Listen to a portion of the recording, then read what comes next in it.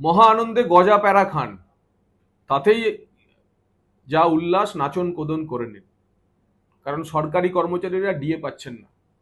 মমতা বন্দ্যোপাধ্যায়ের সরকার সিদ্ধান্ত নিয়েছে সুপ্রিম কোর্টের নির্দেশ দেওয়ার পরেও বকেয়া 25% ডিএ তারা দেবে না, এবং তার জন্য নানা অজুহাত ছল চাতুরি করা শুরু হয়ে গেছে।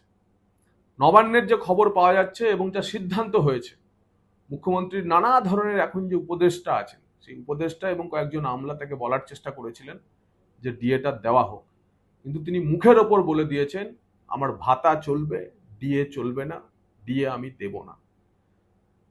এবং এর পরিপ্রেক্ষিতে 26-27 জুন সুপ্রিম কোর্টের বলে দেওয়া 6 সপ্তাহের সময়সীমা শেষ হচ্ছে আর মাত্র 3-4 দিন পর। এবং কি কৌশল নিয়েছে রাজ্য সরকার? রাজ্য সরকার আবার সুপ্রিম কোর্টে যাবে। রাজ্য সরকার আবার গিয়ে বলবে যে রিভিউ করুন হুজুর, ডিএ দেওয়ার আর্থিক সংস্থান নেই।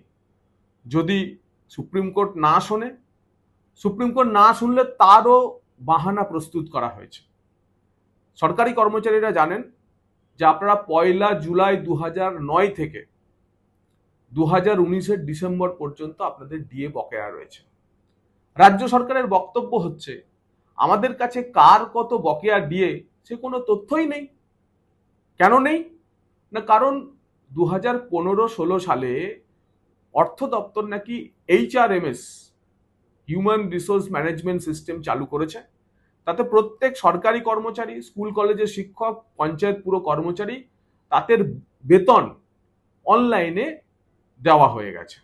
তার ফলে অফলাইনে যে কাদের কত বেতন ছিল তার যে ক্যালকুলেশন 2015-16 থেকে, তার আগে 2009 থেকে 2015-16 পর্যন্ত কোনো হিসেব নাকি অর্থ দপ্তরের কাছে নেই।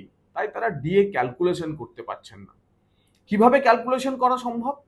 না, ইন্ডিভিজুয়াল সরকারি কর্মচারীদের যদি সার্ভিস বুক দেখা হয়, সেই সার্ভিস বুক থেকে ধীরে ধীরে ধীরে ধীরে প্রায় 8-10 লক্ষ কর্মচারীর সার্ভিস বুক থেকেই একমাত্র ডিএ ক্যালকুলেশন করা, বকেয়া ক্যালকুলেশন করা সম্ভব। খরচ 10,000 কোটি টাকা।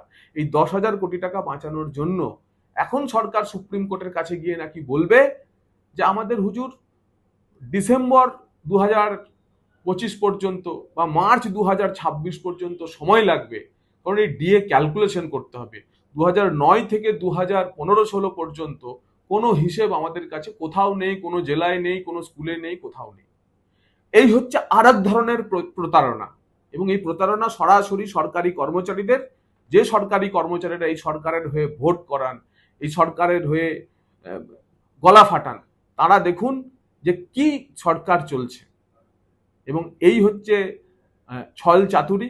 এক হচ্ছে আবার রিভিউতে যাওয়া, ডিএ না দেওয়ার সিদ্ধান্ত নিয়ে, এবং যদি কোনো রকমে সুপ্রিম কোর্ট বলে ডিএ দিতেই হবে, 25% ক্লিয়ার করে দিতেই হবে, আপনার 10,000 কোটি টাকা ভাতায় না দিয়ে ডিএ দিতে হবে, তাহলে সেক্ষেত্রে বলা যে আমাদের কাছে কোনো হিসেব নেই, কোনো কাগজ নেই। সেই কাগজ পেলে আমরা ডিএ দেব, সেই কাগজ তৈরির সময় দিন।